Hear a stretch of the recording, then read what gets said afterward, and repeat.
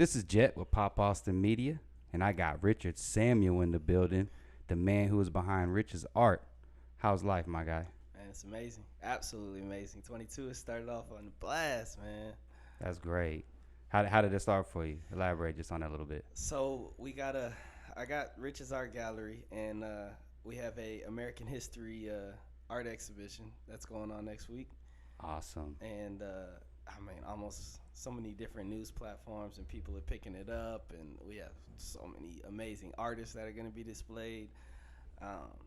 It's the type of event that I dreamed about having at my gallery before I actually had the gallery. So that's amazing. yeah. So it's all just coming into fruition. Exactly. All the work's paying off, man. Congratulations, my guy. I'm super happy for you. We can get into a little bit more of that later on down here, but where are you originally from? So originally from Houston. Okay, H-Town. Hold it down. Yep. Moved from Missouri City when I was in 7th grade up to Wimberley. Grandfather started a business up there, so moved the whole family. Played football up there and won a state championship. Then went back to Houston to Texas Southern. And played ball there. So you played some ball there? Yeah. I've seen a lot of stuff on your social, like all the ball stuff you did. It looked like you did some German league stuff too, right? Yeah, man. I'm ignorant. Is that actually you balled out in Germany? Oh yeah. So how is that? Bro, American football is huge all over the world right now. Oh, it is. Real quick, so I can get into that. So you say you graduated from what high school? You said Wimberley High School. Wimberley High School, just to make sure. Okay. And then, so how was childhood, just real quick? Childhood was great. Anything that I wanted to do, my family was behind me, full force. You know what I mean? I always had support, whether it was art, football, whatever I was into. But childhood was amazing. Awesome. It was a crazy switch going from like an all black school to an all white school. That was a crazy switch. Like it gives you the best of both worlds. Right. I feel like I can go into any room and I can talk to anyone. Switch it up anytime. Exactly. On and off. And off. Yeah, that matters. It was weird, like little aspects, like leaving Houston and MLK being a school holiday to go into Wimberley when I first got there, and we still had to go to school on MLK Day. You know, that was weird. Yo, that's a touchy subject for me. I'm like, man, like why? Like it's like so like half be off, half be. Oh, like, yeah. It just kind of like that's why they give you them people them floating holidays. But like, we got off for Columbus Day. Exactly, the irony, right? That's wrong. I know, it's crazy. That's wrong, bro. I mean, I'm being for real. All right, so let's get into that real quick. So you say you went to TSU, Texas Southern. You balled there. What was you receiver, right? Receiver. Yeah. Well, okay, bet. Yep. Won a conference championship there. Okay. Yeah. Well, real quick for your, it looks like was it on your high school? Did you make the all-time Texan football team? Yeah. Talk about that real quick, and then talk about football with TSU, and then talk about football in Germany. Okay. Football in Wimberley was amazing. It's the cliche small town, like everything shuts down, all the businesses. Friday Night Lights. Yeah, they're writing on the buildings like closed. We're at the game. So it was awesome. We had an amazing football team. Went 15-0, won state. Should have won state 2 years in a row, but we got cocky. So when you play football, you own the city out there. Right? Oh yeah. You run wild and get away with some stuff. You be like, oh my bad, hey, I'll be out there on the field though. Don't worry about it. There's a lot of times, man. Definitely should have gotten in trouble, but What position did you play? Receiver. Well, kick return. High school, I started at corner, receiver, and return all the kicks. That's like me. That's what kind of my trajectory. I played corner starting off in high school, then I finished playing receiver and went to college playing receiver. Okay, nice. I did a little bit of punt return in high school, but not in college. Yeah. I played D-line. No, you didn't. I swear I did.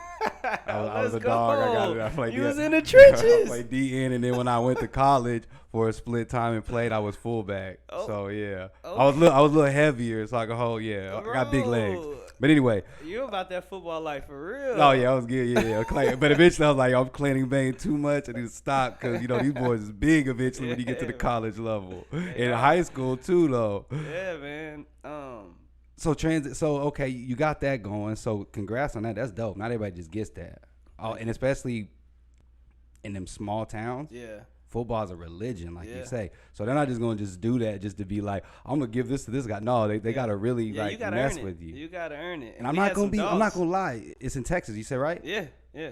In those small towns, there's a lot of racist people out there. Yeah. So you earn their respect on the football Yeah. field. Unfortunately, Yeah, I yeah. mean, it's just being real. Yeah. I'm not like that. I mean, but that's what it's like in them small towns. I didn't realize it was a thing, man. But I have some stories from my hometown that, like, if social media and everything was the way it was now, like a lot of the stuff would have went viral. Like, there's a lot of racist stuff that happened. I can only imagine, bro. But most of the people that I was around, like my classmates, my football players and things like that, I'm still friends with them till today. And they don't see the world like that. But there was a lot of that outside of my close friends. So, Man. unfortunately, it is what it is. Nah, yeah. So you went to TSU, you balled there. So talk about that a little bit, and then talk about like Germany. How did that come about? TSU was probably one of the best decisions I ever made, just because I lost a lot of touch with my own culture, being a black man at Wimberley, and then being able to go to Texas Southern and be in my African American studies classes and history classes and things like that. I felt like I got back in touch with my culture. And, man, playing football in front of the Ocean of Soul in HBCU band, man. Oh, man. Man. Getting lit. Every game day is live. Getting lit. It doesn't matter if there's nobody there. You're still live because the bands are battling. Oh, man. The bands, man, they turn the game up to a whole different level. Bro, it's man. crazy. Man, it's crazy. I lost Yes, because the halftime is even like you're watching the whole thing. Yeah. You're not like, let me go hit the concession stand in the bathroom. Let me stretch my legs. Let me walk around, get on the phone. No, you like, yo, like the Prairie View and Grambling game. Yeah. They go just for that. Yeah. If the game is good, For halftime. icing on the cake. Right, exactly. Go ahead, though. Like, Go people ahead. come for the half times a lot of times.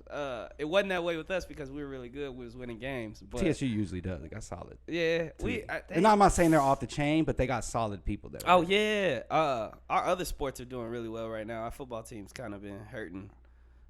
They got some, but they always got some solid people. Yeah, there. we got some. They can dogs. turn it around. Oh yeah, they can turn it yeah, around. for sure. So I was I ended up being All-American there in my senior year, and I walked on to TSU, earned a scholarship, ended up becoming the #1 receiver and things like that. Kudos, dope. That's dope. Yeah, that was Walking on, that's tough. For people Yeah. that ain't played ball, tough. Yeah, And starting. they treat you like Baker crap. Mayfield type stuff. Yeah, Tough. You got to know what you want, and you got to know you're willing to put in the work to walk on and be successful. It's a hard road for sure. But yeah, we won a conference championship. Ended up being All-American there. Had a couple NFL teams interested in me, but I did bad in my pro day, man. It happens. I honestly didn't know. Like, I didn't know how to train. I didn't have PR people. My agent was non-existent. You like, have to have I was a just team, a whole team. I had no clue. And I signed with a really big agent, and it was the wrong mistake. Cause if I would have signed with a young, hungry agent, I would have known. But the agent I signed with, he has like first-round draft picks every year. He wasn't worried about me. Like, he might have sent a couple emails on my behalf, but that was pretty much it. So I didn't get picked up right away. And most of the scouts told me that, you got to stay active. You want to make it to the NFL, you got to stay active. You can't go home and sit. Like, you need to go somewhere, get active film, go play arena ball, go play overseas, go play somewhere. So I played for Team USA, which is like an all-star team. They play all-star games all over the world. And a lot of teams in Europe got to recruit me from there. And I got an opportunity to go play in Europe. So, Oh, man. I guarantee you faster than everybody out there. bro. You smoking all them fools. The speed game was real out I there. bet you smoking But they all are them fools. big. Them boys They are big? big. Say the big boys, Boy, they though. big. I've had since I've left over there, I've had 3 German teammates make it to NFL teams. That's dope. Yeah. I like that. Yeah, the NFL's recruiting heavy. It can be a overseas breeding right now. ground, yeah, like you said, like American football. Yeah. It's big. Yeah, and it's been in Europe for a long time. Like, they had NFL Europe in the 80s. Have you? I just know what I mean? real quick. I just realized that there's a USFL. Oh yeah, Like, I was like, what is this? And so I looked at it and I was like, oh, okay. See, like you said, there's Yeah. always like now they're doing football even in the off season. yeah. But see, they needed that because football for the longest was the only sport that didn't have a minor league.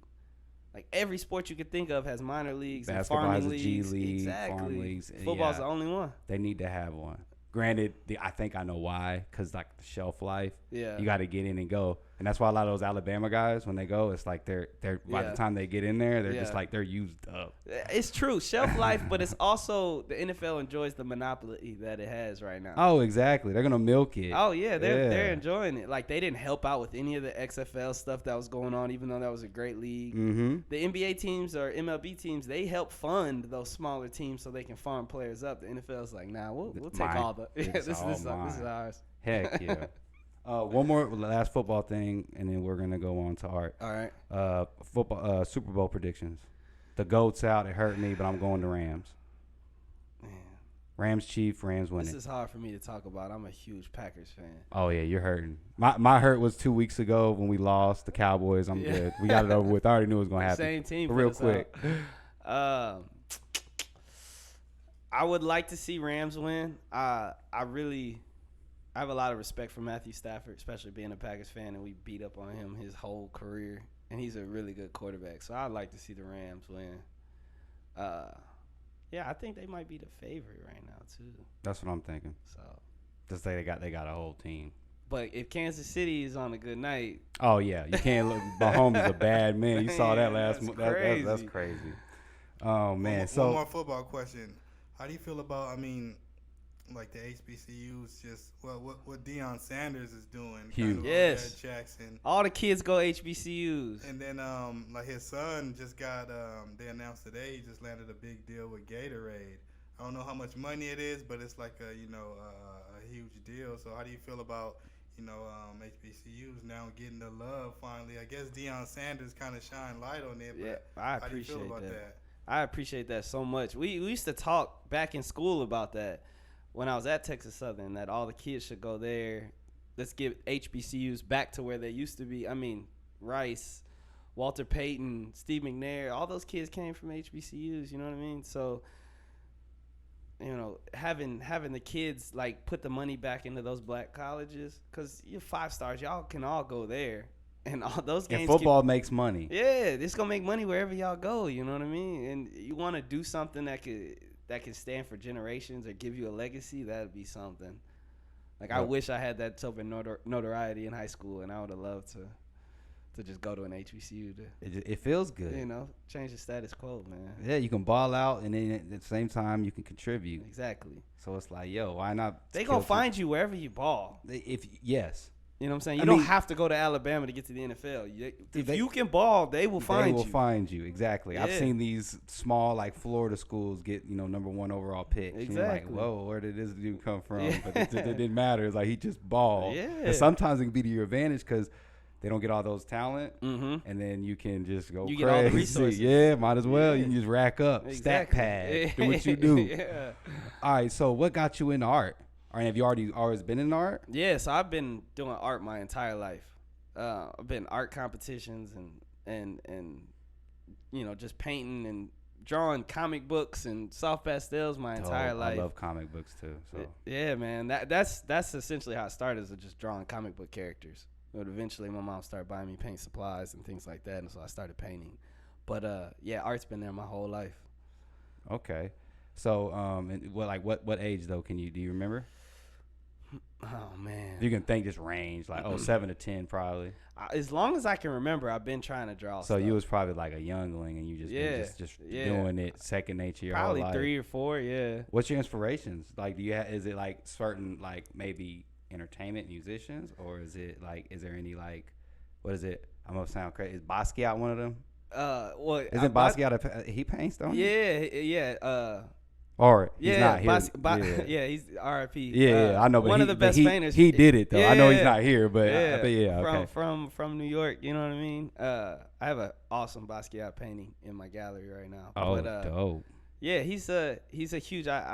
Painters like Basquiat and Frida, they're obviously artists that you latch onto because what they did with their stories and things like that. Newer artists that you got to look at is things like Banksy, and I've heard of him. I've seen his stuff like too. that. Yeah. How you market yourself and how you make yourself a brand is key to being a successful artist nowadays too. Yeah.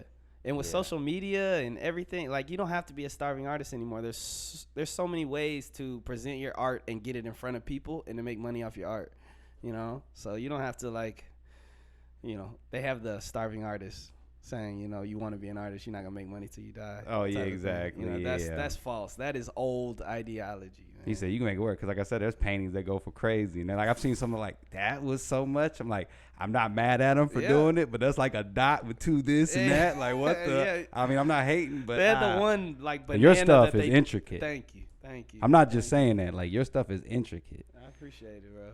All right. Oh, okay. So, do you remember the first piece you've done? And then what is your favorite piece you've done? The first piece I did would have to be there's a school project piece that I did on like African calligraphy, and my granny has it hanging in her house right now. That's the first one that I remember like being framed up. And they thought it was amazing. I thought it was like some scribbles. Hey, sometimes what you translate and you think isn't really that, and it just like it hits for the people. Hey, that's art. The colors, maybe the patterns. It's just different things. Exactly. Entice the mind, especially with art, like you said. It's perspective. No starving stuff. It's like anything could sell. Like I said, the dot with two lines on it. You're like, what? The best thing though, like, art wise, is like the mass production prints. Those are killer right now because you can ship those all around the world, and if you can get enough people to buy a print or have a painting go viral, like for instance I had one go viral on TikTok in the middle of last year, and I sold almost like 530 print combinations of it. God, so how did that happen? I had been trying to get... Or did it just out of nowhere? It really happened out of nowhere. I had about 50 videos on TikTok I'd already made. Just trying to, because you see artists on TikTok getting 1 million views and making so much money off. I was trying to figure it out. And I finally posted one, and it finally went viral. What was the painting? I gotta ask. It was probably something so random. And you were like, I done posted all this, and this is the one? Honestly, it was one I should have thought of already. It was an erotic one. Already.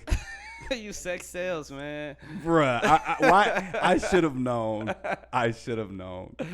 Put a chick on there. Bro. It sells. It went Put like some crazy. booty cheeks. Not saying that's what it was. Put a little crack on there and you're actually, great. It's really like hidden.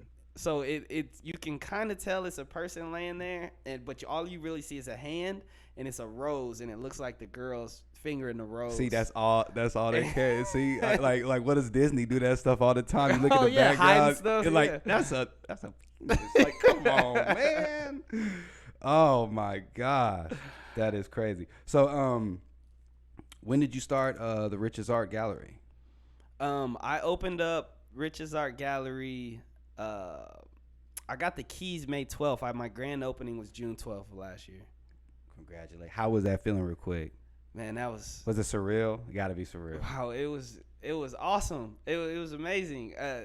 Honestly, it was scary at first though, because you open the doors and you're like, man, well, this is plan A, ain't no plan B. I gotta make this work. You know what I mean? Oh, exactly. What feels the best is to have these events like this now, and knowing that everything that I did was worth it.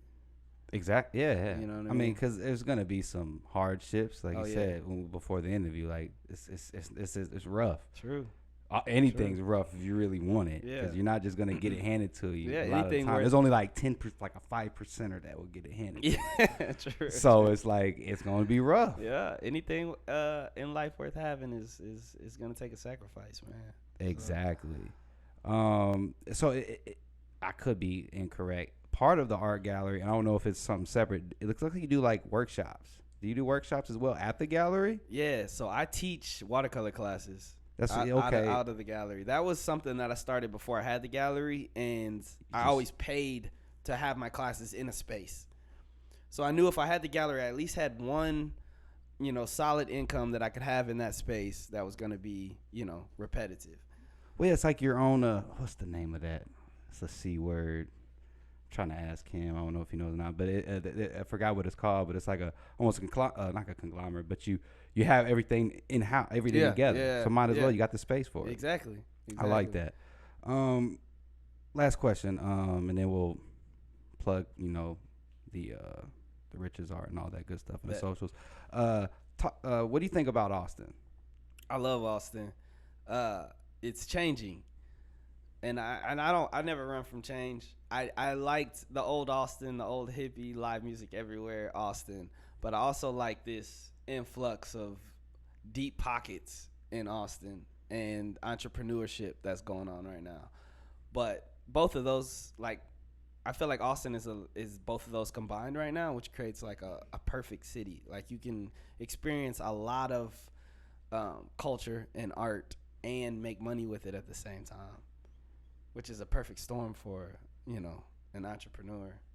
For sure. I think this is the next like breeding ground. It's just ready for all the things to blossom at the same time. I agree. Aren't you are you the only black-owned art studio in Austin, or the black-owned gallery? Actually, yeah, for sure. Yeah, I mean, I should have. You know what? I feel bad. I feel awful for not even like. But see, at the same time, it's like you're still like your art. I want to put you. Yeah. But you are the black-owned. So kudos to you first. Claps off to that. But talk about that. Appreciate it. I had no clue that was gonna be a thing, man. I opened up the gallery just on my own artistic goals. You know, like I wanted to have a space to create beautiful artwork and host jazz nights. I always visioned myself like in an art studio upstairs and like overlooking the main lobby floor or whatever. And I had jazz nights, or I had some type of blues musician down there, you know, killing it to a crowd, drinks, and then I'm upstairs painting. That was always a vision I had my entire life. So that's kind of what I opened the gallery thinking about. As I started getting involved in a lot of events in the city and I had other influential people come over to the gallery, they were like, yo, you might be the only black-owned gallery in the city. I was like, no way. You know, it's 2021. There's no way. So I did the research, and turns out the only other one had closed down, so I was the only one. And it immediately changed my goals, like as an artist, as a business owner, everything. It immediately went from those selfish individual aspirations to like, I have a duty to the community right now. I have a responsibility to put my people on, you know. No, yeah, for sure. Yeah. I dig that.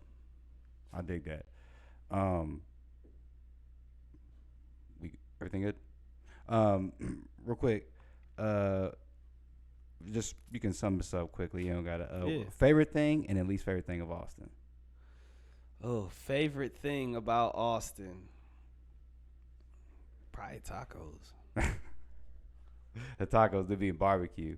Man. Can't go wrong with the food. Yeah. Food out here is great. Yeah, see, I was only conflicted in saying that because I've been in Houston my whole life too, and the food in Houston is. I hear that as well. Yeah, the food in Houston is second to none. Oh, favorite part about Austin is the access to water.